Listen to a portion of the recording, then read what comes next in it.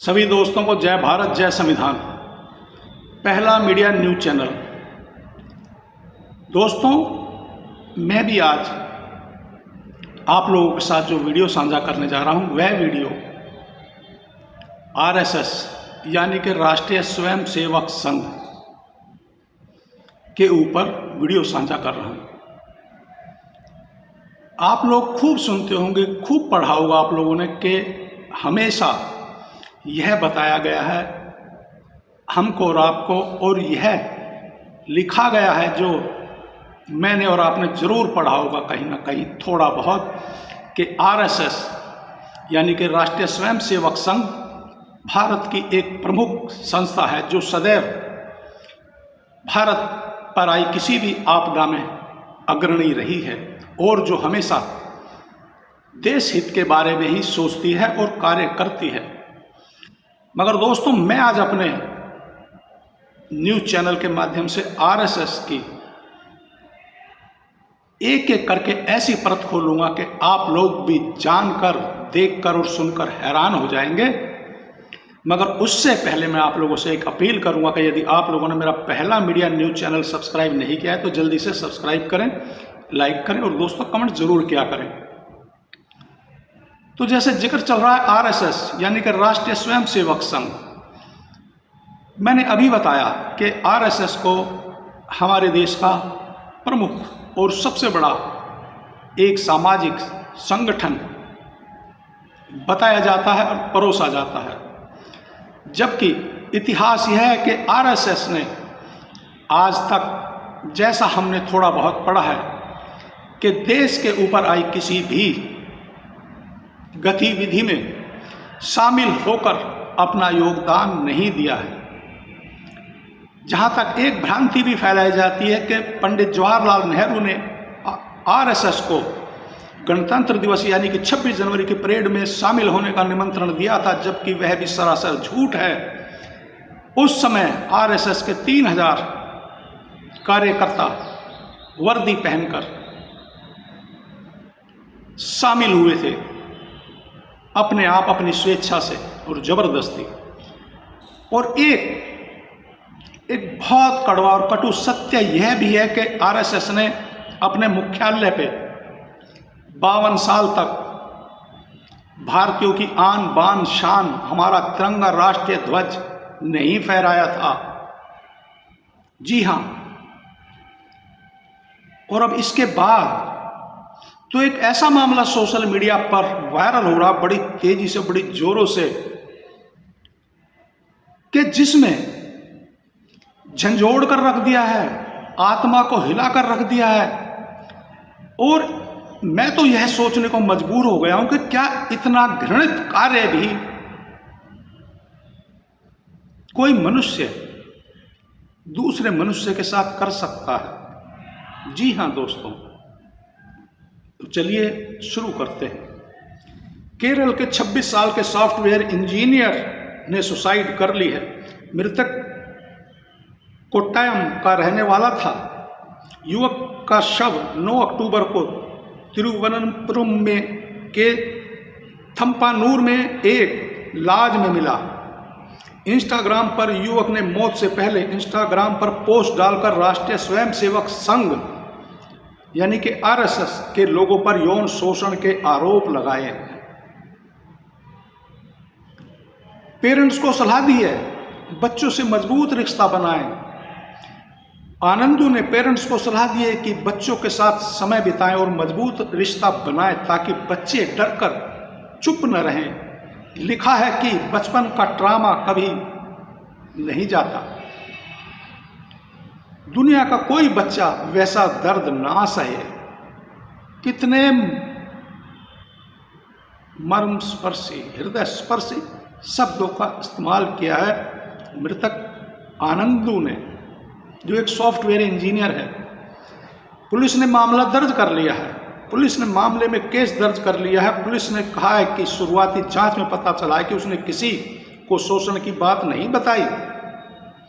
रिश्तेदार ने कहा है कि परिवार को इन घटनाओं की जानकारी नहीं थी।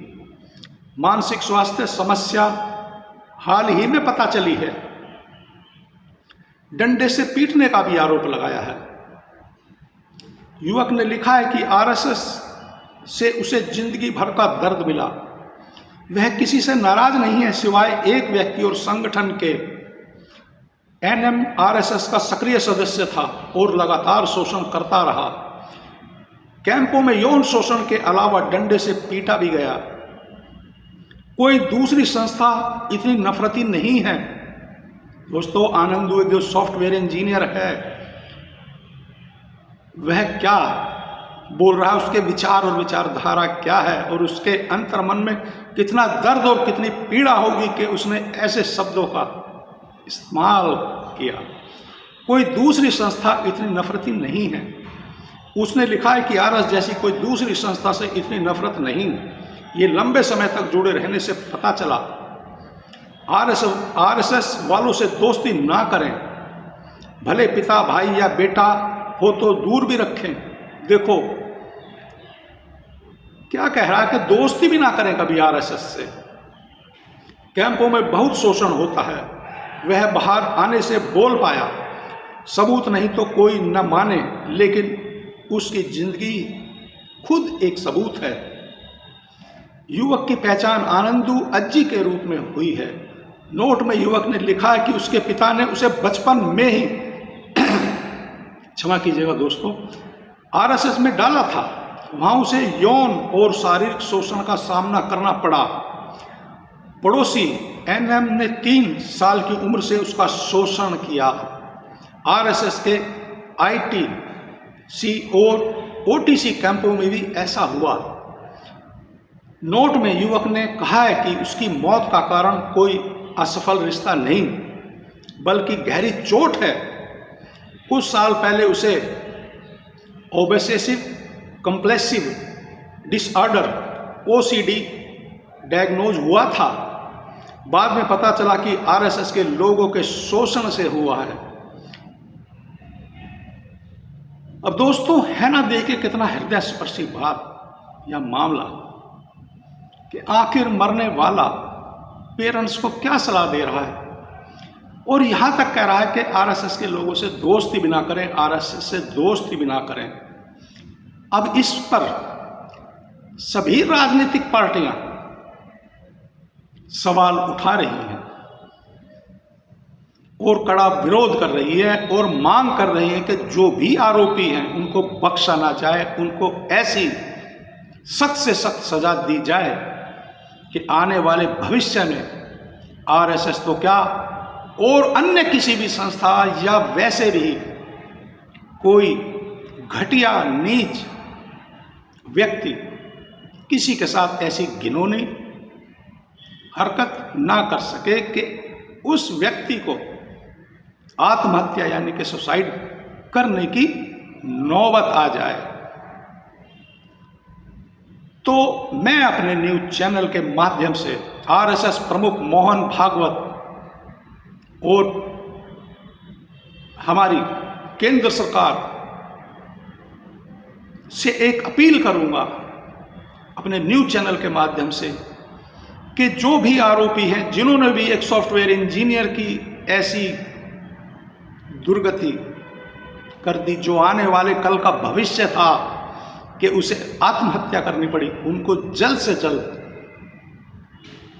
जेल की सलाखों के पीछे डाला जाए और ऐसी सजा दी जाए कि एक इतिहास बन जाए और आरएसएस पर जो यह एक काला धब्बा, एक कलंक रूपी मामले का दाग लगा है, यह धुल जाए। दोस्तों, आप लोग मेरे इस वीडियो को ज़्यादा से ज़्यादा साझा और शेयर करें ताकि आरोपी जल्द से जल्द पकड़े जाएं और जेल की सलाखों के पीछे डाले जाएं। उनको इतनी सख्त से सख्त सजा दी जाए कि दोबारा कोई ऐसी घटिया हरकत करने की सोच भी ना सके। और अब अंत में एक बार फिर सभी दोस्तों को जय भारत, जय संविधान, पहला मीडिया न्यूज चैनल।